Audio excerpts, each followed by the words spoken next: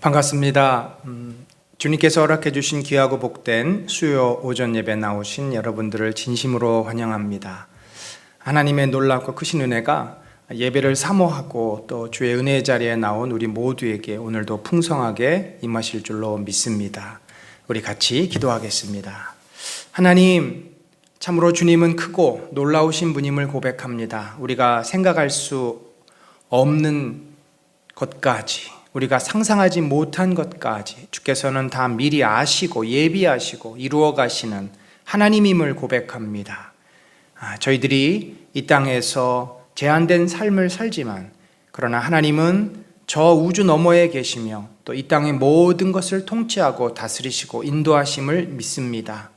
오늘 우리의 모습이 비록 코로나로 또 여러 가지 연약함으로 육신의 질병으로 마음의 상함으로 지쳐 있을 수도 있고 또 위축되어 있을 수도 있지만 그러나 그 크신 하나님의 은혜 가운데 있는 우리들은 내일의 소망이 있고 또 내일의 기쁨을 우리들이 이룰 줄 믿습니다. 오늘 이 자리에 주님과 함께 하심을 또 우리들이 고백하며 또 확신하며 주의 은혜의 자리 앞에 나왔사오니 오늘 이 시간이 참으로 우리가 하나님을 더 인격적으로 그리고 영적으로 그리고 우리의 온 몸을 통하여서 경험하며 또 하나님과 교제하고 그 풍성한 은혜 가운데 거하게 되는 귀한 시간 되게 하여 주옵소서.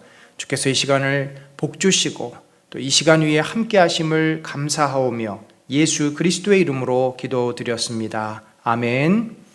여러분, 우리가 오늘 같이 찬양하겠습니다. 276장 8장 여러 해 동안 주 떠나 우리 같이 주님 찬양합시다. 여러 해 동안 주 떠나 세상 연락을 즐기고 저 흉악한 죄에 빠져서 준혜를 잊었네. 오 사랑의 예수님, 내 맘을 고렵니다. 곧 들어와 나와 함께하며 내 생명이 되소서. 죄악에 죽을 인생을 심히 불쌍히 여기사 저 하늘의 영광 버리고 이 세상에 오셨네. 오 사랑의 예수님, 내 맘을 고렵니다.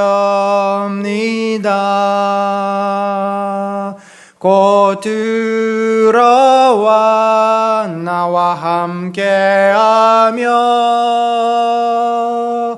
내 생명이 되소서. 홍포를 입은 구주는 가시면류관 쓰시고 저 십자가 높이 달리사 그 이품을 참았네. 오 사랑의 예수님, 내 맘을 고엽니다. 곧 들어와 나와 함께하며 내 생명이 되소서. 미련한 우리 인생은 주의 공로를 모르고 그 쓸쓸한 사막 가운데 늘 헤매고 다녔네. 오 사랑의 예수님, 내 맘을 고렵니다. 곧 들어와 나와 함께하며 내 생명이 되소서. 아멘.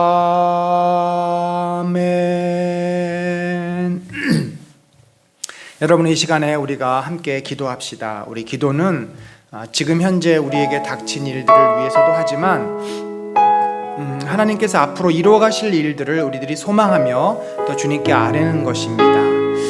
특별히 이 코로나 시대를 지나는 한국교회, 그리고 우리 은혜 나눔 교회, 참 되돌이켜 보면은 참 여러 가지 어려운 순간순간마다 하나님께서 우리들을 지키셨지만 지금도 사실은 쉽지 않은 상황입니다. 우리 교인들이 모일 수 없다는 것이 얼마나 교회에게는 큰 타격이고 어려움인지 알 수 없습니다.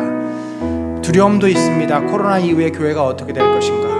그러나 우리 안엔 또 하나님이 주신 소망이 있습니다. 이 교회가 코로나 시대를 통해서 새로 거듭나고 정비되고 더 단단해져서 분명 코로나 이후 시대를 한국 사회에 영향을 미치고 특별히 우리 은혜 나눔 교회가 주님 기뻐하시는 그런 강하고 하나님의 영광을 드러내는 교회로 거듭날 줄로 믿습니다. 주님, 우리 교회 성도들에게 그런 은혜를 주시고 믿음을 주시고 이 시간을 우리들이 신앙의 훈련과 연단으로 잘 감당해내며 정금처럼 주님 앞에 나와서 결국 이 공동체가 하나님께 영광이 되어지게 하여 주옵소서. 우리 같이 기도하겠습니다. 하나님 아버지, 참으로 저희들은 연약하고 부족한 죄인들입니다. 그러기에 하나님께서 이 어려움과 코로나라고 하는 힘겨운 시간들을 통해서 한국교회를 만지시고 새롭게 하심을 믿습니다. 특별히 우리 은혜 나눔 공동체가 참 이렇게 어렵고 힘든 시간을 통과하고 있지만 그래서 교회가 무너지는 것이 아니라 오히려 성도들이 스스로를 돌이키고 회개하고 겸손케 되고 더 단단해지고 정금처럼 빚어질 줄로 믿습니다. 그래서 이 교회가 이 시대에 하나님이 원하시는 그 놀랍고 크신 일들을 감당해내는 하나님의 손과 발이 되게 하여 주시고 하나님의 영광을 선포하며 드러내는 주의 도구들이 되게 하여 주소서. 우리 마음속에 그런 열정들이 불타오르게 하시고 우리 한 사람 한 사람이 예수 그리스도의 제자로서 거듭나며 아버지 내 안에서 아직도 버리지 못했던 많은 것들을 내려놓고 주님의 사람으로 거듭나며 새로워지는 그런 놀라운 축복과 은혜가 우리 안에 넘쳐나도록 인도하여 주시옵소서. 하나님이여, 우리를 통하여 행하실 놀라운 일들을 소망합니다. 이 교회를 통하여서 역사하실 주의 뜻들을 기대합니다. 저희는 부족하고 연약하지만 아버지 주님께서 우리를 들어쓰시고 사용하여 주실 줄 믿습니다. 하나님의 능력이, 하나님의 권능이 이 은혜 나눔 공동체를 통하여 드러나게 하시고 하나님의 나라가 이 땅에 온전히 저희 교회를 통하여 이루어지게 하여 주옵소서. 하나님의 그런 열정과 열망이 우리 안에 온전히 나타나도록 하나님이여 주의 백성들을 만지시고 거룩하게 하시며 사용하시고 인도하여 주시옵소서.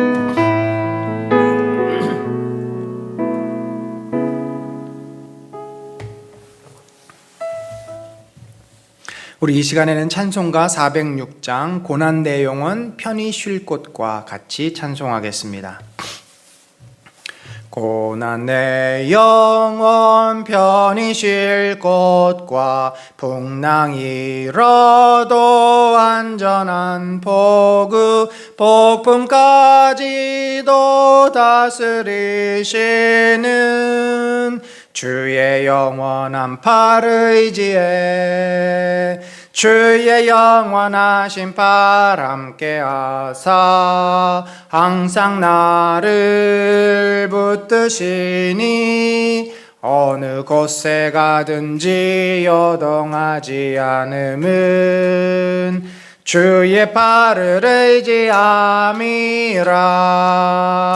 세상 친구들 나를 버려도 예수 늘 함께 동행함으로 주의 은혜가 충만하리니 주의 영원한 팔 의지에 주의 영원하신 팔 함께하사 항상 나를 붙드시니 어느 곳에 가든지 여동하지 않음은 주의 팔을 의지함이라.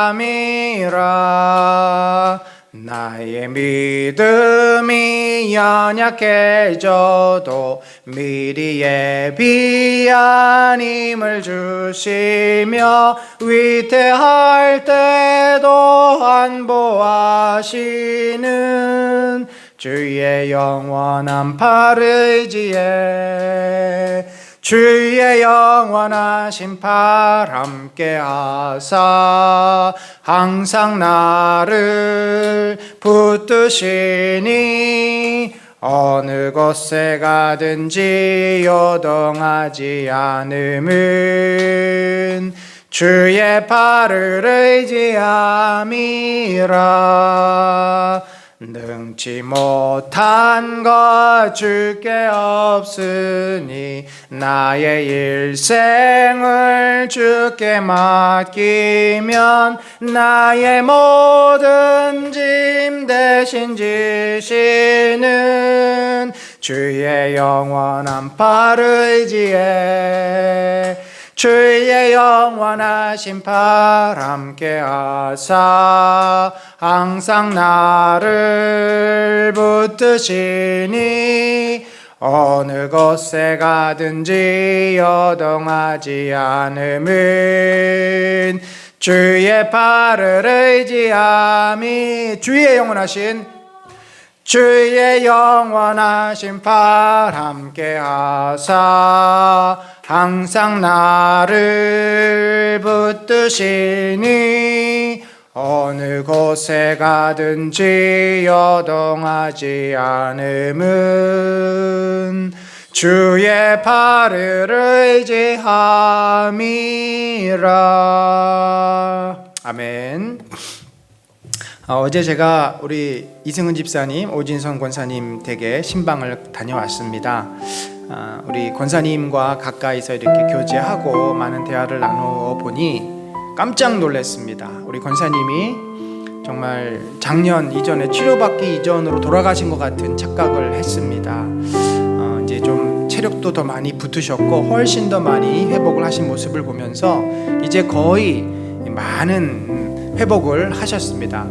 그렇지만 계속해서 우리 기도가 필요합니다. 올해 6월이면 이제 1년이 돼서 또 CT랑 MRI랑 찍으시는데 하나님께서 정말 온전한 치유, 깨끗한 치유, 완벽한 회복을 허락하여 주시옵소서. 또한 다음 주 화요일 날은 우리 연규리 집사님 어머니께서 이 코 속에 있는 또 혈관종이라고 하는 참 이게 좀 그렇게 아주 어려운 병은 아니지만 또 좀 수술하기 까다로운 그 종양 조그만한 그 혹을 제거하는 수술을 받으시는데 출혈 심하지 않게 잘 수술을 할 수 있도록 기도해 주시고, 또 목요일 날 20일 날은 우리 이해라 전도사님 갑상선 암 제거 수술을 합니다. 3분의 2 정도를 떼어낸다고 하는데 초기여서 큰 어려움 없이 잘 회복할 줄 압니다만 하나님께서 좋은 수술, 깨끗한 수술, 온전한 치유 허락해 주시도록, 또 그 외에 우리 교회에 기도가 필요한 우리 지체들을 위해서 이 시간에 같이 기도합니다. 하나님 아버지, 사랑하는 주의 종들을 기억하여 주시고 연약한 육신을 만져주옵소서. 그들의 연약함이 하나님의 놀라운 은혜와 능력이 임할 줄 믿습니다. 그 약한 곳을 만지시고 성령께서 다스리시고 치유하시고 회복시켜 주옵소서. 주여, 우리 오권사님을 강하고 담대하고 그저 권능의 몸으로 회복시켜 주심을 믿습니다. 온전한 치유와 완벽한 회복을 허락하여 주셔서 이제 암으로부터 완전히 자유로워지고 그 몸이 건강해져서 이전처럼 씩씩하게 모든 것을 감당하는 아버지 주의 여종이 되게 하여 주시고 주의 일꾼이 되어지게 하시고 하나님 앞에 자신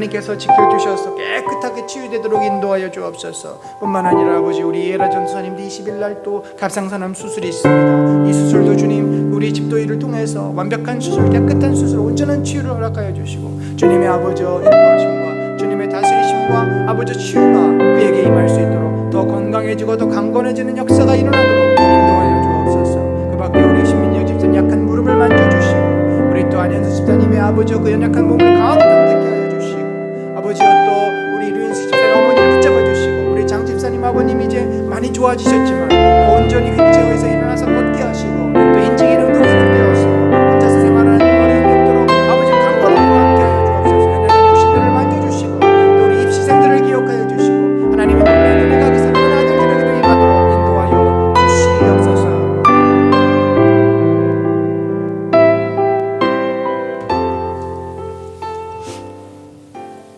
하나님 아버지, 감사합니다. 저희가 길고 참 어두운 이 코로나의 터널을 지나가고 있습니다. 특별히 교회가 직접적인 어려움, 핍박은 당하지 않지만, 그러나 함께 모일 수 없는 이 답답함과 또 암담한 현실 앞에 교회가 많이 위축되고 흔들거리고 어려움을 겪고 있습니다. 그러나 주님, 이것은 하나님께서 교회를 새롭게 정화시키시고 또 우리 성도들을 정말 주님의 정금 같은 주의 사람들로 또 주의 제자들로 세우기 위한 주님의 허락하심을 믿습니다. 우리 사랑하는 은혜 나는 교회 성도들, 연약한 자들 그 마음이 하나님을 온전히 향하고 하나님 앞에 훈련되어져서 정금처럼 빚어지고 나오게 하시고, 이 공동체가 이 코로나 이후에 참으로 그리스도의 영광을 위하여 이 지역사회에 봉사하고 헌신하며 복음을 전하여서 참으로 세상에 죽어가는 영혼들을 살려내는 주의 나라를 이 땅에 세우는 귀한 그 사명을 감당하는 교회로 거듭나고 세워지도록 축복하여 주옵소서. 우리에게 맡기지 마시고 주님이 친히 일하시고 주님이 역사하셔서 하나님의 능력이, 하나님의 권능이 교회를 통해 드러나도록 인도하여 주옵소서. 주여, 우리 공동체에 참으로 귀한 형제 자매들, 자녀들을 붙여주시니 감사합니다. 우리가 한 몸이요 한 공동체이오니 주여, 입시를 앞두고 애쓰고 수고하고 있는 우리 자녀들 기억하여 주시고, 저들이 주님을 바라보며 믿음으로 이 힘든 입시의 시간들을 견디고 이길 수 있도록 승리하도록 붙잡아 주옵소서. 평생에 저들과 함께 하시고 가장 어려운 순간에 주님을 더 가까이 만나며 주님의 사람으로 거듭나도록 인도하여 주옵소서. 주여, 또 몸이 약하여서 주의 특별한 돌보심과 회복과 은혜가 필요한 자들이 있습니다. 우리 사랑하는 오 권사님을 완전한 치유와 완전한 회복으로 인도하여 주실 줄 믿습니다. 이 여종의 그 마음을 받으셔서 하나님 앞에 귀하게 쓰임받도록 축복하여 주시옵소서. 또한 우리 연규리 집사님 어머님 이제 5월 18일 날 혈관종 수술이 있사오니 이 수술도 깨끗이 치유되고 회복되어 정말 어려움 없이 이 딸이 오히려 주님을 더 만나게 되고 믿음이 자라게 되는 기회가 되도록 인도하여 주시고, 우리 이에라 전도사님 20일 날 이제 갑상선 수술이 깨끗하게 됨으로써 더 강건함을 회복하도록 축복하여 주옵소서. 그 외에 우리 몸이 약한 자들, 마음이 상한 자들, 또 가정의 기도에 제목이 있는 자들의 기도를 들으셔서 이 공동체가 항상 하나님의 돌보심과 은혜 가운데 정말 이 땅의 모든 것들을 믿음으로, 기도로, 주님의 은혜로 이겨내는 귀한 공동체 되도록 붙잡아 주옵소서. 함께 하심을 감사합니다. 예수님의 이름으로 기도드렸습니다. 아멘. 수요 오전 예배 또 사무엘상 6번째 성경 공부 시간에 오신 여러분을 진심으로 환영합니다. 우리 한번 인사 나누겠습니다. 서로 이제 좌우에는 안 계시겠지만 한번 마음에 그려보면서 마음속으로 반갑습니다 한번 인사합시다. 서로들 반갑습니다. 영상으로 오신 분들 반갑습니다. 우리 오늘 함께 본문을 나누도록 하겠습니다. 오늘 본문은 사무엘상 15장 16장이고요. 우리 같이 읽어볼 본문은 사무엘상 15장 18절로 23절까지 같이 교독하겠습니다. 제가 먼저 읽습니다. 또 여호와께서 왕을 길로 보내시며 이르시기를 가서 죄인 아말렉 사람을 진멸하되 다 없어지기까지 치라 하셨거늘 어찌하여 왕이 여호와의 목소리를 청종하지 아니하고 탈취하기에만 급하여 여호와께서 악하게 여기시는 사울이 사무엘에게 이르되 나는 실로 여호와의 목소리를 청종하여 여호와께서 보내신 길로 가서 아말렉 왕 아각을 끌어왔고 아말렉 사람들을 진멸하였으나 다만 백성이 그 마땅히 멸할 것 중에서 가장 좋은 것으로 길갈에서 당신의 하나님 여호와께 제사하려고 양과 소를 끌어왔나이다 하는지라. 사무엘이 이르되 여호와께서 번제와 다른 제사를 그의 목소리를 청종하는 것을 좋아하심 같이 좋아하시겠나이까? 순종이 제사보다 낫고 듣는 것이 순양의 기름보다 나으니 이는 거역하는 것은 점치는 죄와 같고 완고한 것은 사신 우상에게 절하는 죄와 같음이라. 왕이 여호와의 말씀을 버렸으므로 여호와께서도 왕을 버려 왕이 되지 못하게 하셨나이다. 아멘. 예, 여러분, 이 사무엘상 15장은 정말 성경 중에서도 굉장히 유명한 이 순종의 문제, 또 하나님의 말씀을 진정으로 따르는 이 제자도, 그리고 그것이 우리 예배의 생활, 형식적인 예배와 어떻게 이 문제가 되는지를 늘 이렇게 성경의 많은 저자들이 인용했던 참 귀한 말씀이 있는 그런 내용입니다. 우리 한번 오늘 15장, 16장을 중심으로 함께 사무엘상을 살펴보겠습니다. 자, 여러분, 우리가 지금 어디 있습니까? 네, 우리가 지금 두 번째 사울의 통치 거의 뒷부분에 있습니다. 그러니까 두 번째 보면은 사울의 통치 2번, 사울의 통치 실패. 그러니까 지금 15장이 지난번에 이제 앞에 전쟁에서 사울이 블레셋과의 전쟁에서 불순종했던 내용이 첫 번째 실패라고 한다면 이제 아말렉과의 싸움에서 또 불순종이 두 번째 실패입니다. 그래서 사울이 어떻게 하나님으로부터 버림을 받는지 15장에서 그 내용이 다뤄지고 있고, 그리고 이제 세 번째가 뭐냐면 사울의 쇠퇴와 아울러서 다윗의 등장이죠. 이게 오버랩되는 건데 좀 그 내용이 깁니다. 그러니까 어찌 보면은 이 15장을 기점으로 사울의 통치는 내리막길을 걷는데 그 굉장히 좀 시간이 걸립니다. 그 사이에 다윗이 세워지는 거죠. 다윗이 등장하고 다윗이 왕으로 준비되어지는 과정입니다. 그래서 그게 이제 16장부터 31장 사무엘상 마지막 부분까지인데, 오늘 우리가 다룰 부분이 2번하고 3번, 2번 마지막, 3번 처음입니다. 그래서 15장과 16장 두 장을 함께 좀 다뤄보도록 하겠습니다. 자, 15장의 구조를 한번 볼까요? 자, 15장은 역시 샌드위치 구조로 우리가 나눌 수 있겠습니다. 15장 맨 앞부분이 아말렉과의 전쟁에서 승리하는 내용입니다. 그리고 맨 마지막은 A-로 할 수 있는 맨 마지막은 샌드위치의 제일 겉에 해당되는, 빵에 해당되는 부분은 사무엘이 아각을 처형시킵니다. 그러니까 아말렉과의 전쟁의 승리의 마침표가 아말렉 왕 아각을 처형하는 것인데, 이제 사울이 처형을 하지 않아서 마지막에 처형을 하게 되는데, 그게 이제 이 A와 A- 구조 역할을, 샌드위치의 빵 역할을 한다고 보시면 되겠습니다. 그리고 이제 그 밑에 뭐가 있을까요? 뭐 야채를 넣을까요? 야채를 넣는다면 그 다음에 오는 것이 사울의 불순종입니다. 아말렉과의 전쟁에서 승리를 했지만 사울이 하나님의 말씀대로 온전히 순종하지 못하고 불순종했던 내용이 나옵니다.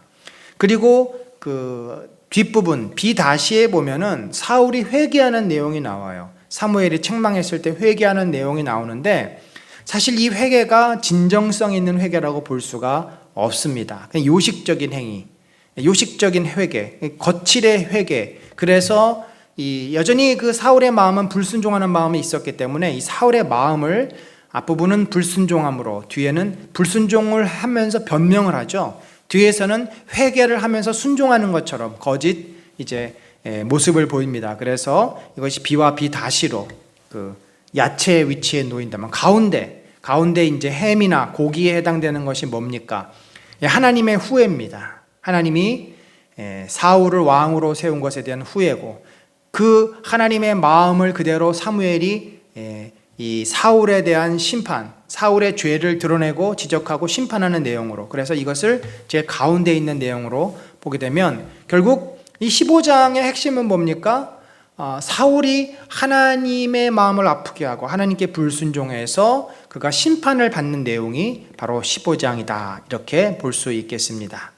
자, 그럼 16장은 이제 사울에 대한 핵심적인 이야기는 끝나고 저자가 갑자기 사무엘로 다윗으로 그 시각을 옮겨갑니다. 그래서 하나님께서 사무엘을 베들레헴으로 보내서 이제 베들레헴 2세 집안 아이들을 다 모으고 그 가운데 막내 아들 다윗을 기름 부었고 그런 내용입니다. 그런데 요것을 보면요 재밌습니다. 요 내용은 좀 독특한데 새 왕을 기름 붓도록 하신 하나님에 대한 내용입니다. 16장이. 그러면 그 나머지 23절까지는 뭐냐면 이 새 왕을 택하신 하나님에 대한 부연 설명을 세 가지 갈래로 하고 있습니다. 똑같이 반복하지가 않고 조금씩 내용이 다르지만 결국 이 A에 대한 스몰 a 다시 스몰 A2 다시는 다 이 A 라지 A에 대한 부연 설명이다. 첫 번째 부연 설명은 뭐냐면 이제 새 왕을 세워라라고 사무엘을 보냈을 때 그 새 왕의 후보자로 이제 그 말하자면 택함을 받은 자가 누구냐면 다윗이죠. 그 택함 받았다는 증거로 기름 부음을 이제 기름을 붓습니다. 두 번째 A2 다시는 하나님께서 이제 새 왕을 뽑기로 마음에 작정을 하셨기 때문에 이전에 이스라엘의 왕으로 선택했던 사울에게는 더 이상 은혜를 베푸지 않으십니다. 그러니까 하나님의 영이 떠납니다. 성령이 떠났다는 것은 그가 믿음이 있어서 성령을 마음속에 모시고 그런 의미가 아니라 하나님이 그와 함께 하셨다. 그 왕으로 그를 인정하셨고 나라를 통치하시기 위해서 그를 도와주셨는데 더 이상 이제 그와 함께 하시지 않는 겁니다. 말하자면은 하나님의 보호막이 거쳐진 거죠.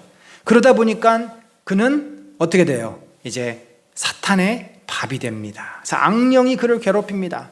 이 악령이라는 것은 물론 영적으로 사단의 영이지만 그 악령이 사울의 마음에 있는 여러 나쁜 마음들을 막 촉발시키는 거죠. 막 시기심이 올라오게 하고 분노가 올라오게 하고 그래서 자기 아들을 막 죽이려고 하고 다윗은 당연히 죽어야 되는 자이고 막 그런 악한 마음들이 성령의 은혜가 그에게 떠나니까 그 마음 속에 있었던 원래부터 있었던 그 악한 마음이 주체할 수 없이 막 폭발적으로 올라오는 것이 악령의 지배를 받는 모습입니다.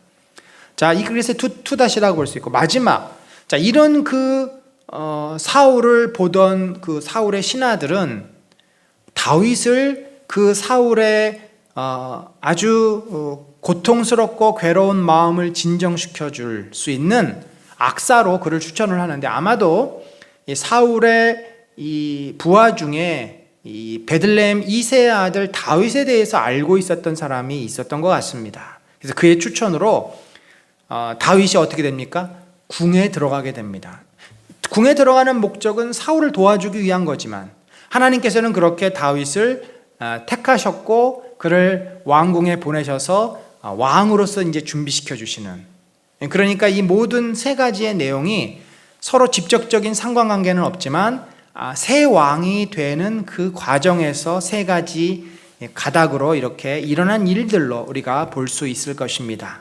자, 그래서 우리가 이제 15장은 사울이 하나님 앞에 불순종하는 죄에 대해서 그리고 그것은 곧 우리들도 얼마든지 범할 수 있는 우리들의 모습이기 때문에 특별히 15장이 매우 중요하고요.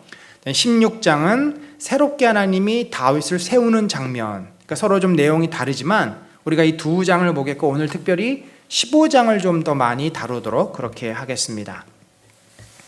자, 그러면 우리 한번 15장을 함께 다뤄보겠습니다. 자, 15장의 내용이 무슨 내용이냐면 아말렉과 전쟁하라는 아말렉을 침공해서 그들을 진멸하라는 하나님의 명령이었습니다. 여러분 아말렉 하면 지난 주일날 제가 말씀을 드렸는데 에서의 후손으로 이 광야에서 베두인 생활을 하는 그런 사람들이었습니다. 그러니까 광야가 이들의 주 모대였고 이들이 하던 일은 광야에 무슨 농사를 지을 수 있습니까? 겨우 키워야 양 같은 것들이죠. 그러니까 주로 이 사람들이 원래는 이제 건전하게는 그 양을 키워서 양을 팔고 이렇게 거래를 통해서 무역을 통해서 살아갔는데 그것만으로는 부족하니까 이 사람들이 주업이 처음에는 그거였다가 나중에 뭐가 되냐면 약탈이 돼버립니다. 광야를 지나다니는 상인들을 약탈해서 빼앗고 또 나라들을 기습하고 부족들을 빼앗고, 그래서 이들은 몹시 아주 폭력적이고 아주 도적대로 그렇게 소문이 나 있는, 그래서 아말렉 사람 하면 모두들 싫어하는 그런 족속이었습니다. 그래서 여기 보니까 왜 하나님께서 아말렉을 치라 그러셨습니까? 하나님께서는 이유 없이 심판하시거나 징계하시는 분이 아닙니다. 그 지은 죄에 대해서 정확하게 죄값을 물으시는 하나님이시죠. 만군의 여호와께서 이같이 말씀하시기를 아말렉이 이스라엘에게 행한 일 곧 애굽에서 나올 때 길에서 대적한 일로 내가 그들을 벌하노니. 여러분, 여호수아가 처음으로 이 아말렉과 싸워서 아말렉을 이기지 않습니까? 이겼다라는 것이 그들을 다 괴멸시킨 것이 아니라 이스라엘은 지금 애굽에서 나와 르비딘 골짜기에 텐트를 치고 거기서 쉬고 있었는데 후미에서 공격을 받은 겁니다. 여자들, 노인들, 아이들. 그러니까 여호수아를 중심으로 청년들이 달려가서 그들을 막아낸 것입니다. 그것을 쫓아낸 거죠. 사실은 이겼다라는 개념이 그들을 정복했다는 개념이 아니라 그를 막아서 떠나가게 했다는 의미입니다. 그래서 하나님께서 너희가 가나안 땅에 들어가면 반드시 이 아말렉을 진멸하라. 그런데 아말렉이 살던 곳은 어디입니까? 여러분 지도에서 보시면 이스라엘 이 남서쪽, 그러니까 남동쪽에 사해가 있고요. 그 반대 방향 남서쪽으로 보면 빨간 화살표가 되어 있는데 저게 이제 애굽으로 내려가는 광야길입니다. 바로 미디안은 저 바란 광야 쪽, 그러니까 부엘셰바에서도 더 밑으로 내려와서 이 가데스 바네아 바란 광야 쪽에 살고 있었던 그런 족속이었고, 저들이 그곳으로부터 올라와서 이스라엘이나 그 주변의 블레셋이나 모압이나 이런 족속을 치고 또 내려가고 이런 일을 하였습니다. 따라서 가나안 초기 정착했을 때는 저들을 막아내기가 쉽지가 않았습니다. 여호수아 시절에는 저 북쪽하고 중부하고 다른 나라들을 정복하느라고 아말렉까지 신경을 못 쓴 거예요. 그래서 아말렉이 여전히 건재하고 있었고, 하나님께서는 사울에게, 그러니까 사울의 첫 번째 그 기름 부음 받은 사울이 왕이 된 첫 번째 이유는 블레셋으로부터 이스라엘을 구원하는 일이었습니다. 두 번째가 바로 아말렉을 진멸하는 일이었죠. 여러분, 하나님께서 그 전쟁을 일으키시거나 치라고 하셨을 때는 하나님이 무슨 약탈자여서가 그런 것이 아닙니다. 다 이유가 있는데, 블레셋은 하나님의 백성 이스라엘을 괴롭혔던 자들입니다. 자기들이 살 땅이 있음에도 불구하고 이스라엘 땅으로 들어와서 이스라엘 그 고을들을 점령하고 약탈하고, 그래서 하나님께서 그들을 막고 그들이 본래 살던 해안 쪽으로 쫓아내도록 하신 겁니다. 그러니까 어떤 의미에서 블레셋과 싸우라는 것은 블레셋으로부터 이스라엘 백성을 구원해내라 하는 의미고요. 아말렉을 치라는 것은 아말렉이 죄를 범한 것에 대한 대가를 치르도록 저들에게 심판하라는 의미입니다. 그런 것이지 정복을 해서 너희들이 부자가 되라 그런 의미로 전쟁을 하라고 하신 것이 아닙니다. 그래서 하나님은 여기서 뭐라고 표현을 하냐면은 그 벌하기 때문에 3절에 보면은 지금 가서 아말렉을 쳐서 모든 사람과 동물까지 죽이라고 합니다. 이것이 뭐냐면 바로 헤렘이라고 하는 진멸하다, 받쳐짐이 되다라는 뜻인데, 바로 그 의미가 여호수아에 나와 있습니다. 여호수아에 나와 있는 그 의미를 우리가 보면은 여호수아서에 하나님께서 이제 가나안 땅을 정복하는 것도 그래요. 너희들이 살 터전을 내가 줄 것인데, 그 터전을 주는 이유는 이 땅의 거민들이 그동안 지은 죄가 너무나 많아서 이들이 다 심판을 받아야 하기 때문에 이들을 쳐서 정복하고 이들을 심판하고, 그리고 그곳에 너희들이 살아라. 그러니까 하나님께서 이스라엘 백성에게는 땅을 주셨지만 그곳 거민들에게는 심판을 하신 거죠. 여러분, 이스라엘이 심판의 도구로 쓰임을 받았는데 이스라엘이 범죄했을 때는 어때요? 바벨론이나 저 아수르가 심판의 도구가 되는 겁니다. 하나님은 굉장히 공평하신 분이에요. 내 편이라고 봐주고 남의 편이라고 안 봐주고 그런 것이 없어요. 지금은 가나안 족속들이 얼마나 악하고 얼마나 잔인하고 얼마나 그들이 부도덕했는지 하나님이 그들을 심판하시기 위해서 그 땅에 보내신 것이고, 그래서 그때 보낼 때 뭐라 그랬어요? 그 바쳐진 것이라고 됩니다. 이 땅에 있는 모든 것들, 생명이 있는 것들은 다 하나님께 바쳐진 것이다. 하나님 앞에 심판을 받아야 된다. 진멸당해야 된다. 그래서 그 바친 물건에는 손대지 마라. 아무리 양이 좋아도, 아무리 양이 기름져도 이것은 하나님 앞에 범죄한 그 벌을 받아야 될 대상이기 때문에 그것은 다 죽여야 된다는 것입니다. 그래서 여호수아는 어떻게 했어요? 하나님이 명령한 대로 그 바친 물건에 손대지 말고 모든 것을 온전히 바치라. 한 마리도, 한 생명도 살리지 말고. 그래서 어린아이들이 죽는 것에 대해서 윤리적으로 문제를 제기를 많이 하지만 이것은 이제 윤리적인 차원보다 종교적인 차원에서 하나님이 그 땅을 심판하시기 때문에, 여러분, 하나님이 심판하실 때 어린아이라고 살려두는 법이 없습니다. 어린아이도 인격이 있고 그들에게도 죄가 있습니다. 그래서 노아의 홍수 때도 노아의 가족 외에는 다 심판을 받게 됩니다. 심판은 그만큼 무서운 겁니다. 그래서 하나님께서 심판을 받지 않도록 기회를 주는 것입니다. 그래서 어린아이들부터 하나님을 알도록 교육하라고 하는 것입니다. 그러니까 꼭 우리는 나중에 가서 딴소리에, 기회를 줬을 때는 기회를 발로 차버리고 나중에 가가지고 하나님이 왜 이렇게 잔인하냐, 뭐 하나님이 어떻게 아이들을 죽일 수 있느냐. 모든 인간은 죄인이기 때문에 하나님 앞에 서면은 아이든 노인이든 누구든 상관없이 그 인격이 있다고 하면, 인격이라는 것은 뭐예요? 그 책임을 져야 되는 존재라는 것인데, 물론 뭐 젖먹이 이런 아이들이 인격이 아직 있냐 없냐 스스로 판단을 못하니까, 그러나 그 아이들조차 성장하면 똑같은 인간이기 때문에 같이 우리가 인격으로 취급할 수가 있습니다. 그래서 이런 그 할렘, 완전히 그 진멸하라는 것이 여호수아에게 명령이 되어졌고, 아간이 불순종했다가 심판을 받지 않습니까? 그래서 이것이 지금 사울에게도 내려진 명령이에요. 그런데 사울이 어떻게 했습니까? 진멸은 했어요. 사람은 죽였습니다. 모든 백성은 진멸하였을 때. 그런데 뭐를 살려놔요? 양과 소의 가장 좋은 것, 기름진 것과 어린 양과 모든 좋은 것을 남기고 진멸하기를 즐겨 아니하고, 가치 없고 하찮은 것은 진멸하고, 동물 중에서도 비실비실하고 약한 놈은 다 죽이고, 살찌고 아주 그냥 기름기가 잘잘잘 흐르는 것은 살려놓고. 이건 뭐예요? 하나님의 말씀과 상관없이 내가 볼 때 좋아 보이는 것은 갖기 위해서 살려놓은 거죠. 탐심이 작용이 된 것입니다. 결국 그래서 지금 사울은 하나님의 말씀을 순종하긴 했지만 온전하게 순종을 못한 거죠. 절반만 순종했습니다. 그런데 여러분, 우리가 이제 죄라는 것이 그래요. 50%의 죄는 죄가 아니고 99%의 죄는 죄가 아니고 100%의 죄만 죄입니까? 그런 건 없습니다. 1%의 죄라도 죄는 죄입니다. 그거를 양으로 측정할 수는 없어요. 예를 들면 우리가 이제 전도폭발 예화에서 이런 예화가 있습니다. 계란을 이제 한 10개를 가지고 혹은 20개를 가지고 크게 이제 계란 부침을 하는데, 그 한 20개 계란을 깨서 이제 이렇게 탁탁탁탁 해가지고 풀지 않습니까? 그런데 그 20개 계란 중에 한 개가 그만 썩은 계란이 들어간 거예요. 완전 고른 계란이 들어가 버렸어요. 모르고 그거를 집어넣었어요. 자, 그러면 20개 중에서 하나니까 몇 프로입니까? 5%죠, 5%. 예를 들면 50개 중에서 하나? 그러면은 2%입니다.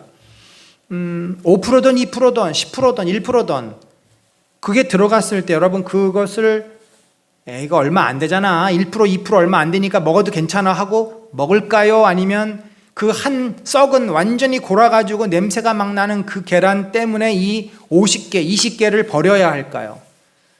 정상적인 판단을 하는 사람이면 그걸 아깝지만 버리게 될 것입니다. 죄라는 것이 그렇습니다. 완전히 순종하지 않은 것은 불순종한 거지 50%만 순종했어, 90% 순종했어라는 것은 없습니다. 지금 사울이 그래요. 아말렉 사람들은 죽였지만 양들은 어떻게 했어요? 너무 아까운 거예요. 저거 갖다가 먹으면 얼마나 맛있는데. 또 동물들 보니까, 소도 보니까 너무 아까운 겁니다. 그거는 아까워서 살려놓았어요. 결국 이것은 아간의 범죄와 다를 바가 없습니다. 그러니까 원래는 하나님께서 사울을 땅이 갈라지고 바로 심판하셔야 됐는데, 그래도 명예롭게 전쟁에서 죽도록 끝까지 그에게 기회를 주신 것입니다. 하나님께서 사울에게 그나마 자비를 베풀어 주신 거예요. 그가 그 후에도 얼마든지 회개하고 돌아올 수 있는 기회를 주신 겁니다. 하나님께서는 이런 사울이 전심으로 하나님을 찾지 않고 순종하지 않는 것을 어떻게 하셨다? 후회하셨다. 자, 여러분, 하나님이 후회한다는 표현이 어떻습니까? 좀 어울리지 않지 않습니까? 저도 후회를 잘 안 하려고 하지만 어떻게 인간이 후회를 안 합니까? 자기가 한 행동에 대해서 후회하는 일들이 많죠. 뭘 사고서 후회하거나 어떤 말을 하고서 아유 잘못 말했다 후회하거나 참 자신의 행위에 대해서 스스로 잘못했다고 인정하고 속상해하고 하지 말았을 걸 그렇게 돌이키는. 여러분, 하나님이 그러면 사울이 이렇게 범죄할 줄 모르고 그를 왕으로 세웠는가? 전지전능하신 분이 아닌가? 그런 것이 아니고 성경에 보면 하나님이 슬퍼하셨다, 또 기뻐서 어쩔 줄 모르신다, 후회하셨다, 마음이 아프시다. 어떻게 보면 하나님을 마치 똑같이 인간과 같이 인간이 이해할 수 있는 언어로 인간처럼 묘사한 부분이 있는데 이것을 신인 동형론적 표현이다 이렇게 설명을 합니다. 하나님과 인간이 마치 같은 존재인 것처럼 표현하는 문학적인 기법입니다. 하나님과 인간이 완전히 다른 존재죠. 그러나 하나님도 인격이 있으시고 인간도 인격이 있기 때문에 우리가 서로 소통할 수 있습니다. 그런 의미에서 하나님은 자신의 그 모습과 자신의 마음을 인간의 모습으로 많이 표현하셨어요. 성경에 보면은 아버지의 마음으로 표현하고, 그래서 비유를 많이 하시죠. 이스라엘 백성이 광야 길을 지나갈 때 마치 아비가 그 품에 안고 지나가는 것처럼, 그래서 하나님은 우리 아버지라고 스스로가 이렇게 표현을 하십니다. 그렇다고 해서 하나님이 우리 아버지라고 말할 수는 없죠. 아버지 같은 존재인 것이죠. 그래서 이 후회라는 표현도 하나님이 정말 몰라가지고 후회했다라는 말이 아니라 그만큼 마음이 아프다는 이야기입니다. 왜 모르셨겠어요? 다 아심에도 이스라엘 백성이 요구했기 때문에 허용해 주신 거고, 그들이 그런 선택을 했을 때 받게 될 그 고통과 그 열매에 대해서, 쓴 열매에 대해서 다 아시지만, 우리가 그랬잖아요. 부모가 아무리 노해도 자식에게서 요구하면은 뻔히 그 결말이 어떻게 되는지 알더라도 허용해 줄 때가 있어요. 물론 목숨과 관계된 것은 우리가 허용을 못하지만 다 당해봐야 깨달아.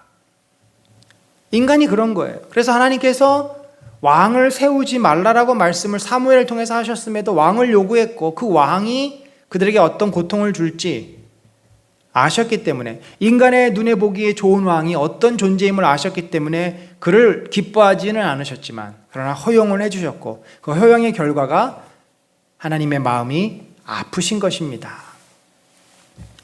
자, 이렇게 이제 하나님이 사울의 불순종, 온전히 하나님을 경외하지 않는 모습을 보고 안타까워하시고 마음이 아파하실 때 그 모습을 본 사무엘은 이제 사울의 멘토잖아요. 사울에 대해서 그는 책임이 있습니다. 자기가 기름 부어 왕을 세웠기 때문에 잘못을 했을 때는 그가 가르쳐서 깨우치고 지적도 하고 돌이키도록 도와줘야 되는 역할이에요. 그래서 그가 이제, 하나님은 사울에게 아무런 말씀을 안 하셨지만 사무엘이 다 알거든요. 뭐가 지금 잘못됐는지. 그래서 사울에게 찾아가서 그의 잘못을 정확하게 지적하고 하나님께서 그를 어떻게 다루실지를 말씀을 하는데, 여기 보니까 여호와께서 왕을 길로 보내시며, 아까 이 남쪽으로 보내셨잖아요. 남쪽 광야길로 보내서 거기서 이제 그들을 친 것은 죄인 아말렉 사람들은 심판을 받을 죄인이기 때문에 진멸, 할애을 해야 되는데 다 없어지기까지 치라고 분명히 말씀을 하셨거든요. 그런데도 어떻게 했어요? 왕의 목소리를 청종하지 아니하고 탈취하기에만 급급하여. 그러니까 하나님이 명령해서 여호와의 이 거룩한 사자로 심판하기 위해 지금 가는 여호와의 전쟁은 악과의 싸움이고 심판 전쟁입니다. 정복 전쟁이 아니라 심판 전쟁이에요. 구원 전쟁 아니면 심판 전쟁입니다. 여호와의 전쟁은. 지금은 심판 전쟁이에요. 그런데 거기에 지금 뭐래요? 정복 전쟁을 하는. 정복 전쟁은 내 욕심이 들어가서 내 것을 취하기 위한 전쟁이 정복 전쟁인데, 탈취하기 위해서, 전리품을 얻기 위해서, 이런 정복 전쟁으로 지금 사울이 하나님의 뜻을 왜곡해서 자기 마음대로 해석하고 간 것이라는 거죠. 그랬더니 사울이 뭐라 그래요? 다 다윗은 밧세바를 범했을 때, 우리아를 죽였을 때 그가 바로 무릎을 꿇고 하나님께 회개하고 하나님의 자비를 구했지만, 사울은 어떻게 했어요? 나는 실로 여호와의 목소리를 청종하여 여호와께서 보내신 길로 가서 아말렉 왕 아각을 끌어왔고 아말렉 사람들을 진멸했다. 나는 하나님 말씀 순종했는데요? 근데 순종하는 방식이 어때요? 아각을 죽이려고 그랬는데, 아니, 죽일 거예요. 나중에 사람들을 많이 모아놓고 좀 정치적인 쇼를 위해서 죽일 거예요. 조금 나중에 죽이는 것뿐이지 죽일 겁니다 라는 것과, 아니, 그리고 아말렉 사람들은 이미 다 죽였잖아요. 자기는 했다는 거죠. 그런데 뒤에 뭐라고 돼 있어요? 다만, 그런데요, 물론 제가 이거 하나 안 했는데 이것도 다 이유가 있어요. 제가 무슨 잘 먹고 잘 살려고 제가 그게 좋아 보여가지고 한 게 아니라, 뭐라고 돼 있습니까? 백성이 이제 핑계를 댑니다. 책임을 백성에게 전가시켜요. 백성이 그 마땅히 멸할 것 중에서, 저도 당연히 동물도 다 죽여야 되는 거 알죠. 그런데 백성들이 그 가장 좋은 것을 구별해서 길갈로 가지고 가서 당신의 하나님 여호와께, 이게 사울의 마음을 우리들이 이해할 수 있습니다. 사울의 하나님은 아닙니까? 아닌 거죠. 아닌 겁니다. 당신의 하나님이라고 표현하는 거 보면은 사울은 지금 하나님을 향해서 제사하고 싶은 마음이 없는 겁니다. 경외하고 싶은 마음이 없어요. 당신의 하나님 여호와께 제사하려고 양과 소를 끌어왔나이다. 그러니까 백성들이 제사하기 위해서 좋은 걸 살려놓은 거지 내 욕심 때문에 그런 것이 아닙니다. 그런데 사무엘의 눈에는 지금 어떻게 보입니까? 탈취하는, 이 정복전쟁을 하고 있는 것으로 보이는 거죠. 그래서 이제 사무엘이 그의 핑계, 또 책임 전가의 그 죄를 무색하게 할 만큼 그의 그 본심, 그 속에 있는 본심을 이제 들추어냅니다. 얼마나 이 자기의 속마음이 들춰지니까 얼마나 수치스럽겠어요. 처음에부터 자기가 회개하고 제가 잘못했습니다라고 하면 이런 말까지 듣지 않았을 텐데, 핑계를 대고 은폐하려다 보니까 모든 게 까발려지는 그런 어떤, 우리가 죄를 질 때도 사실 이 패턴을 그대로 합니다. 저도 이렇게 돌이켜보면 제가 잘못했던 것을 처음부터 100% 인정하기까지는 너무나 시간이 많이 걸렸어요. 인정하고 싶지 않고 죄가 아니라고 스스로 자꾸 생각이 됩니다. 그걸 합리화라 그러죠. 우리는 너무나 합리화의 대가고 달인들이에요. 그래서 이유를 다 갖다 붙이고, 나도 다 알아, 나도 하고 싶었어, 근데 상황이 이렇게 됐어, 누구 때문에 그렇게 한 거야, 이런 어떤 핑계를 갖다 대는 게 우리들이 얼마나 탁월한지 모릅니다. 얼마나 그래서 결국은 나중에 부인할 수 없는 그 증거나 어떤 사실이 드러나야 얼굴 빨개져 가지고 아무 말도 못하고 오히려 막 화를 내고 그 위기를 모면하기 위해서 그 자리를 떠버리고 이제 이런 일들을 하는데, 사무엘이 뭐라 그래요? 여호와께서 번제와 다른 제사를 그의 목소리를 청종하는 것을 좋아하심과 같이 좋아하시겠나이까? 이 말이 뭐예요? 하나님이 가장 기뻐하시는 것은 순종이라는 것이죠. 아무리 큰 제사, 이사야가 그랬습니다. 너희들 이 기름진 제사와 11조와 이 향품과 이거 다 쓸데없다. 너희가 지금 거짓으로 예배드리고 있다. 마당만 밟는다. 여러분, 마당만 밟는다는 표현이 이사야서에 나오지 않습니까? 하나님을 경외함 없이, 말씀은 순종하지 않고 마음은 없이 행동만, 겉만 그렇게 한다는 거죠. 그 출발점이 바로 사울에서부터 시작이 됩니다. 그래서 이스라엘의 역사는요, 사울처럼 하나님의 말씀을 불순종하고 자기 마음대로 사느냐, 아니면 다윗처럼 하나님의 말씀을 순종하고 하나님을 경외하며 사느냐의 이 역사예요. 오늘날 우리들도 똑같습니다. 그래서 사무엘이 뭐라 그러냐면, 순종이 제사보다 낫고 듣는 것이 순양의 기름보다 낫다. 하나님이 동물을 못 먹어서 지금 안달이 났습니까? 하나님이 원하시는 것은 그 피로 말미암은 죄의 사함이고, 그 찢어진 마음, 깨진 마음, 상한 마음이지, 하나님 앞에 순종하려고 하는 그 태도지, 동물이 뭐가 하나님이 탐이 나시겠습니까? 결국 사울은 순종하는 법을 잘 몰랐습니다. 그 얘기는 뭐냐면, 좀 우리가 이제 이 부분을 깊게 이해하려면 사실 많은 이야기와 많은 생각과 많은 기도가 필요한 부분인데, 왜 우리가 순종을 하기가 어려운가? 여러분 한번 언제 기회가 되면 제가 이 문제를 여러분과 함께 좀 주일에 좀 깊게 다루고 싶습니다만, 순종하기가 참 우리는 어려워요. 구조적으로 교만해서 그렇기도 하고, 또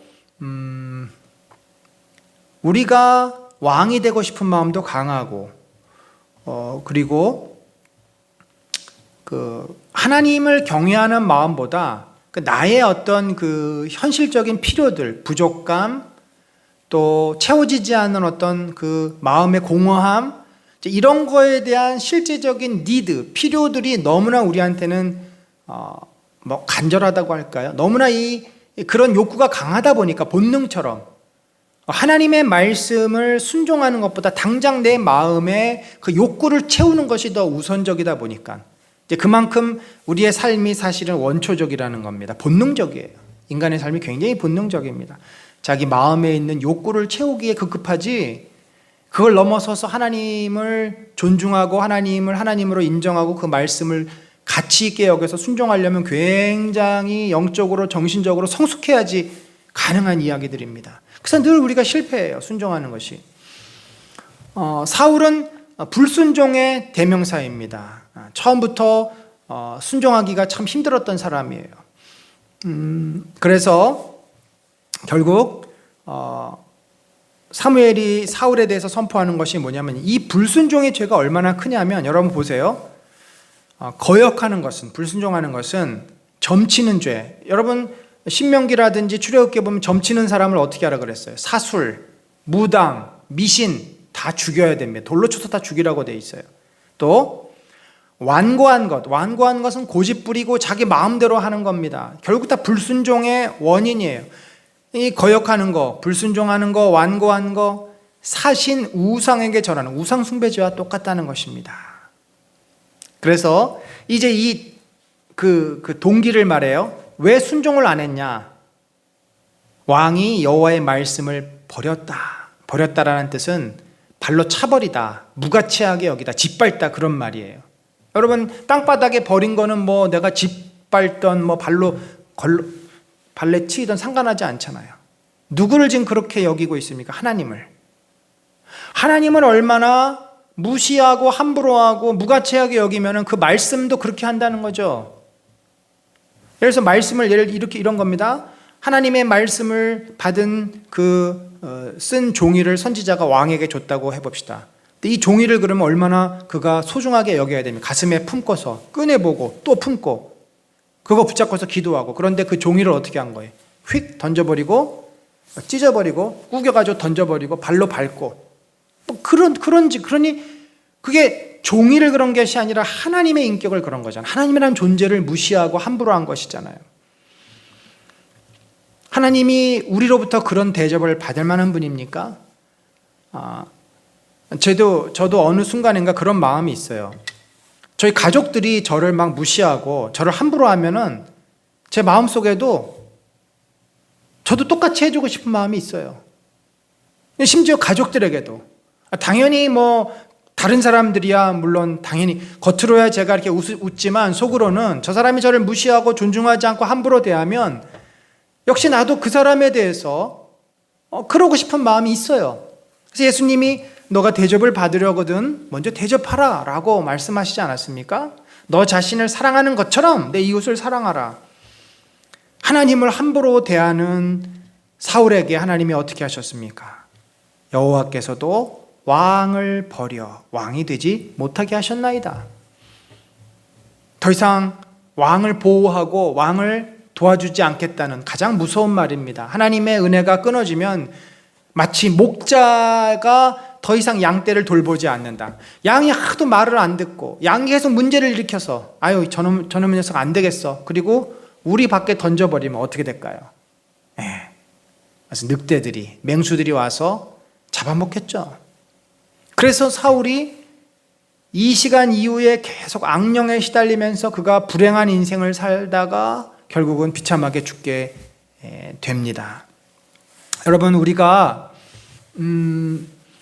늘 고민하고 늘 기도해야 돼요. 사울의 이런 불순종의 모습을 우리들이 정말 많이 가지고 있습니다. 고집스럽고 내 생각대로 하려고 하고 하나님을 쉽게 무시하고 굉장히 안 좋은 태도고 그것이 얼마나 하나님 앞에 큰 죄인지를 오늘 분명히 말해주고 있습니다.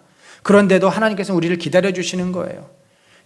나는 그런 죄 안 짓는데요 라고 말하지 마세요. 여러분, 우리가 어떻게 하고 있는지를 나는 내 모습을 잘 모르지만 내 가족들을 보세요. 내 가족들이 날 어떻게 대하고 있는지가 사실은 다 미러입니다. 미러. 마가렛 미드라고 하는 이 사회학자는 가족은 자신의 거울이다 이렇게 말을 하고 있어요. 자신의 한 행동은 가족을 통해서 다 반영이 됩니다. 그래서 우리들이 어떤 태도로 내 주변 사람들을 하고 있는지를 봐야 돼요. 근데 놀랍게도 그런 태도로 하나님에게도 할 수 있습니다. 우리가 태도를 바꿔야 돼요. 하나님을 존중하고 하나님의 말씀을 귀하게 여기고, 내가 순종하기 어려우면 솔직하게 얘기하십니다. 하나님, 저 이거 순종하기가 너무 어려워요. 시간을 좀 주세요. 제가 순종할 수 있도록 좀 도와주세요. 이렇게 우리가 기도해야지 그게 하나님이 기뻐하시고 정직한 기도죠. 대충 하나님 앞에 명분을 쌓기 위해서 아주 그 쉬운 것은 순종을 해요. 그리고 정말 정작 해야 되는 건 안 해요. 그리고 나는 했다고 스스로 생각하는 그런 식으로 합리화하는 경우가 우리가 굉장히 많습니다. 사울은 이런 강력한 사무엘의 책망에 대해서 그가 회개를 합니다만 이 회개는 진정성이 없는 회개입니다. 그리고 사무엘은 더 이상 사울에게 맡겨놓지 않고 아각을 이제 처형을 합니다. 이래서 15장이 끝납니다. 사울은 이제부터 하나님의 은혜의 막이 없어졌기 때문에 계속 그의 안에 있는 그 교만과 불순종의 마음이 어떻게 되겠어요? 더 커지겠죠. 이제 이 죄라는 것은요, 걷잡을 수 없이 커집니다. 그래서 그가 앞으로 포악한 왕이 돼버려요.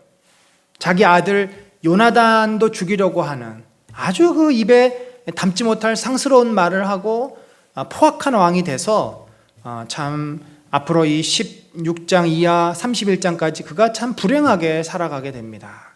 불행한 아주 왕들의 권력자의 모습을 우리들이 보게 됩니다. 반면에 하나님께서는 이제 사울은 더 이상 인간의 요구를 들어주셨는데 그게 결국 실패로 돌아갔잖아요. 그래서 하나님이 정말 기뻐하시는 사람을 세우는데 그게 누굽니까? 이새의 아들 다윗인데, 여기서 우리가 이제 좀 관심 있게 보려는 것은 7절에 사무엘도 역시 인간이기 때문에 다윗의 그 이새의 아들 중에서 좀 용모가 좋은 그런 아들들을 뽑으려고 했어요. 그런데 하나님께서 뭐라 그러십니까? 여호와께서 사무엘에게 이르시되 그의 용모와 키를 보지 말라. 내가 이미 그를 버렸노라. 내가 보는 것은 사람과 같지 아니하니 사람은 외모를 보거니와 나 여호와는 중심을 보느니라. 그러니까 또 사무엘도 지금 오류에 빠지려고 합니다. 이미 사울을 그렇게 뽑았잖아요. 사람들이 사울을 그 외모와 용모, 키가 남들보다 머리 하나 더 있는. 근데 사무엘도 역시 그 다윗의 아들들 중에서 아주 잘생기고 또 힘도 있어 보이는 그런 사람을 뽑으려고 했을 때 하나님께서는 그렇게 겉으로 드러나는 것이 아니라 그 중심이 중요하다. 그러면서 이제 이 드디어 다윗이 뽑혔고 다윗이 기름 부음을 받는데 다윗에 대해서 사울의 신하 중에 한 사람이 이렇게 평가를 합니다. 그를 이제 궁으로 들여오면서 18절에 보니까 소년 중 한 사람이 대답하여 이르되, 이 소년이라는 말은 그 부하의 어떤 젊은 부하 중에 한 명이라는 거죠. 소년이라는 개념이 굉장히 넓습니다. 원래는 청년, 그냥 청장년을 생각하시면 돼요. 30대까지. 내가 베들레헴 사람 이새의 아들을 본즉, 그러니까 베들레헴 출신인 것 같아요. 수금을 탈 줄 알고, 자, 수금이라는 것은 음악의 음악의 조예가 있다라는 것이고, 용기와 무용과 구변이 준수한 자라. 자, 여기 무용은 무슨 뜻입니까? 우리 잘못하면 이제 이렇게 춤추는 무용으로 생각할 수 있는데 그것이 아니고 힘쓸 무입니다. 그러니까 워리어라는 것. 그는 용사라는 것입니다. 그는 두려움이 없는 자이고, 그리고 그는 싸움에 능한 용사입니다. 워리어입니다. 실제로 나중에 그 골리앗과 싸울 때 사울에게 자기 자신을 소개하면서 저는 사자와 곰도 찢어 죽였나이다. 양떼를 지키기 위해서. 다윗은 나이는 어렸지만 15세에서 한 17세 정도로 지금 보면 되겠습니다. 그러나 그에게는 굉장한 자신감과 힘과 또 용맹스러움이 있었고, 실제로 또 그렇게 아주 전쟁, 싸움에 아주 그 준비된 스킬풀한 그런 사람이었습니다. 이 준수한 자다 그러면 아주 그 신중하고 지혜롭고 잘 준비되었다, 그런 말이에요. 말도 지혜롭게 할 줄 알고 용기도 있고, 그러니까 그야말로 팔방미인입니다. 저를 왕 밑에 두고 왕이 마음이 괴롭고 머리가 아프고 그럴 때 수금을 타고 노래를 하고 왕의 마음을, 심신을 안정시키게 하소서 해서 드디어 이제 다윗이, 그러니까 그런 것 같아요. 하나님의 사람이 세워지는 것은 우리가 각자의 자리에서 최선을 다하고 있으면 누군가가 하나님의 그 부르심을 통해서 그 사람을 하나님께서 쓰시는 겁니다. 요셉도 감옥에 있다가 올라가지 않았습니까? 그래서 우리가 이제 이 다윗의 그 어린 시절을 보면서 생각나는 것은 정말 자기가 선 자리에서, 그 자리가 어느 자리든, 사실 다윗은 지금 목동이에요. 목동. 하찮은, 가장 평범하고 잘 사람들이 하기 싫어하는, 형들이 다 하기 싫어가지고 형들은 출세하고 싶고, 말하자면 요즘으로 말하면은 뭐 공무원 되고 싶고, 뭐 사시 보고 싶고 이런데, 막내는 지금 농사일하고 제일 하찮은 일 하고 있는 거예요. 그런데 하나님께서는 그 준비된 자를 쓰신 것입니다. 예, 오늘 우리 마무리합시다. 오늘 우리가 두 가지의 주제를 다루는데, 첫 번째는 이 순종의 중요함. 특별히 우리가 사울을 보면서 그의 고집스럽고 하나님을 무시하려는 태도, 이 마음이 우리 안에 있음을 우리가 인정해야 됩니다. 그래서 늘 기도는 뭐냐면, 하나님, 제가 감히 하나님을 어떻게 그럽니까? 그렇지만 제 안에 숨겨져 있는 하나님을 함부로 대하려고 하고 내 마음대로 하려고 하고 하나님의 말씀을 바닥에 버려버리는 그런 그 불순종을, 그런 왜곡된 고집스러운 마음을 깨닫고 그것을 버릴 수 있는 지혜와 결단력을 주십시오. 또 하나는 다윗처럼 비록 그가 어리고 지극히 평범한 목동으로서의 삶을 살고 있었지만 그 속에서 그는 어떻게 평가를 받았어요?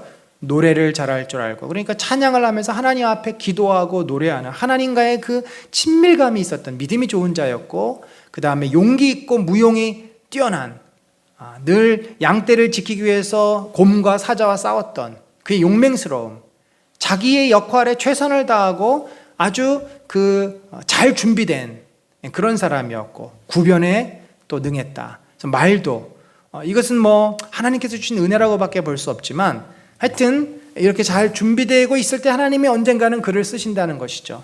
여러분, 우리가 뭐 이것도 부족하고 저것도 부족하고 이것도 못하고 저것도 못하고 생각하기 쉽지만, 그냥 우리가 있는 그 자리에서, 가정이든 뭐 어디든, 거기서 나에게 맡겨진 역할이 크든 작든, 작은 게 어디 있고 큰 게 어디 있습니까? 최선을 다하고 있으면 하나님이 또 그걸 쓰신다는 것입니다. 이것이 우리 모두를 부르신 하나님의 부르심입니다. 오늘 우리 그런 마음으로 우리 함께 주님 앞에, 주님, 제가 정말 주의 말씀 앞에 순종할 줄 알고 또 작은 일에 충성하는 그런 주님의 자녀로 내 삶에서 최선을 다하고 충성하며 살게 하여 주옵소서. 같이 기도하겠습니다. 하나님 아버지, 우리 사랑하는 성도들이 각자의 삶에서 참으로 연약하지만 부르신 대로 최선을 다해서 순종하며 믿음으로 살 수 있도록 하시고, 그 자리에서 하나님 앞에 순종하며 정말 충성하며 나아가는 저희 모두가 되게 하여 주옵소서. 성령이여, 저희를 다스려 주시고 하나님의 능력과 은혜로 인도하여 주옵소서. 지금은 우리 구주 예수 그리스도의 놀라우신 은혜와 하나님 아버지의 무한하신 사랑과 성령님의 감화 감동 교통하심이 참으로 겸손히 순종할 줄 알고 우리가 서 있는 그 자리에서 최선을 다하며 충성하는 그런 마음으로 살기를 작정하는 심령 위에 지금부터 영원까지 함께 하실지어다. 아멘.